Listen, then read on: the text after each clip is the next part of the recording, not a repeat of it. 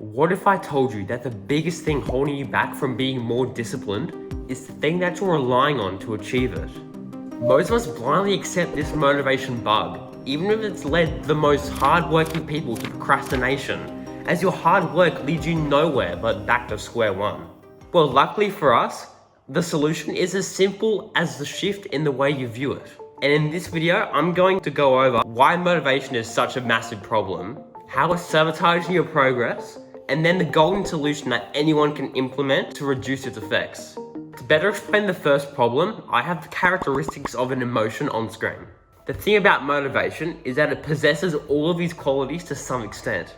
It's incredibly subjective. It leads to doing work. It varies greatly in intensity, and it can't be consciously controlled.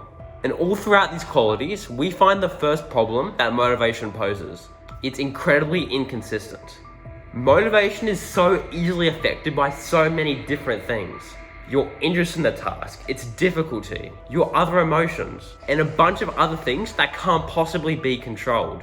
And that's the key here. Motivation is not something that you can consciously control. If you're sailing across a big ocean, motivation is like the wind. It's an amazing force when it's working in your favor, but more often than not, it's too weak or too strong, or it's not blowing in the right direction. Meaning that if you completely rely on it, you're at the mercy of whatever nature throws at you. But how does this relate to discipline? To answer that question, we need to become super clear on what discipline actually means. But in particular, it's imperative that we focus on that word, consistency. And I'm going to be mentioning it so many times by the time this video is done, because motivation does nothing but destroy it. And if we try to be consistent by relying on a crutch that forces us into inconsistency, is it really such a wonder that we're not being more disciplined? I couldn't possibly count the amount of times I've come home from school and just felt extremely demotivated. Just seeing the mountain of personal tasks I wanted to have done by tomorrow just used to put me off straight away. My head wasn't clear enough, I wasn't in the right mental space, my computer needed to charge. All the excuses came flooding in, and I'd just end up convincing myself to kick it down the road. But I am grateful for one thing that came out of that. Through that school of hard knocks was how I realized that motivation is extremely limiting. When you're relying on what I call impulsive discipline, you wait for a super specific set of conditions to be met before you start doing anything. But a time and place where we're energized, we have a clear mind, not feeling tired, happy in fact, and all the stars are aligned, is about as common as an airline passenger who likes the middle seat. In other words, this idealized set of conditions never materializes, meaning that when you wait for it, you're waiting for a while. And why not put off days of important work while you're at it? If you're only productive when you're motivated, like most people are, with an average day of work and other random commitments, this golden window will happen so incredibly rarely that you're foregoing at least 90% of the productive and useful things that you could have been doing. Motivation is inherently a short-term energy supply, so if you use it excessively, it's impossible to maintain that steady focus required to navigate the cliffs and the hills that you'll face on your way to doing an activity more consistently.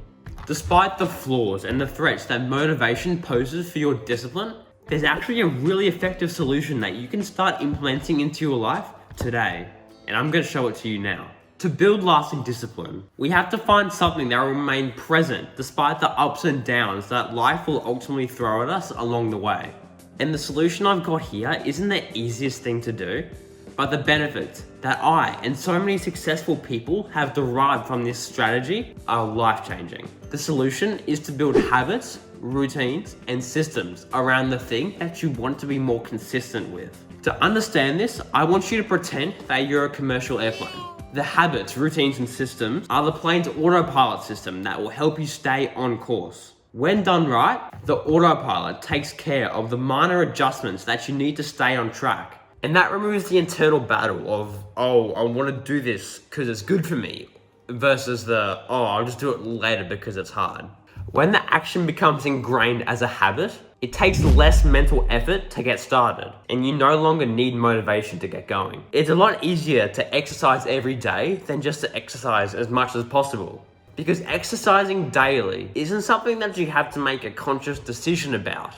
It's just ingrained in your routine. The consistency a habit brings will sustain you through periods of low motivation. And that good feeling that you get from doing the hard thing comes all without the mental effort it takes to get started. But how can you do that? With my favorite habit building process and the habit building cheat codes that I'll let you in on later, this will become so incredibly easy with enough practice. The first step the world's most disciplined people use to start a habit is to just identify the activity. It's kind of a step zero, but without it, the lack of direction will lead to you quitting as soon as you start, really.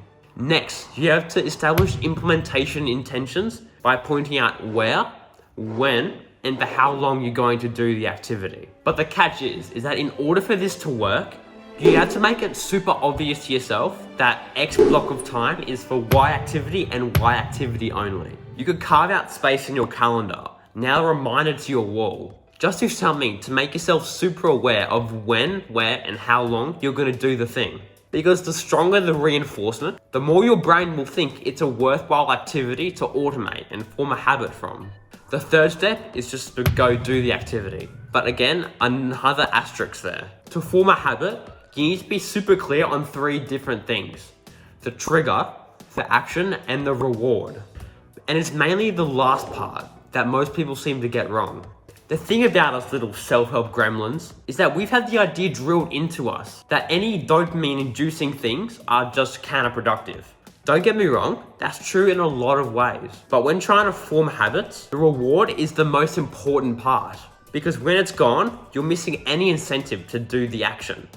And that's why 95% of diets fail. They have the metabolism and the biology down pat, but they fail to create that incentive to keep on doing the thing over the long term.